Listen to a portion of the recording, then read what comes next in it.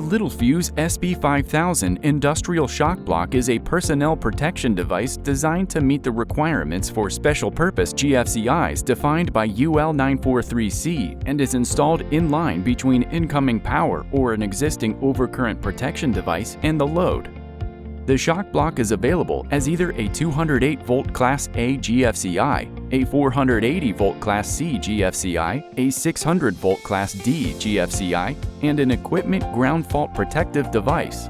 The wide range of options simplifies planning and operator familiarity with multiple applications.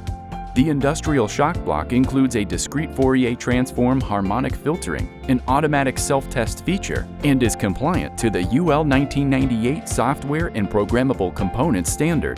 The shock block features a minimum trip time of less than 20 milliseconds to reduce the risk of ventricular fibrillation for leakage current of 250 milliamps and above. The EG FPD options include selectable trip levels for extra safety.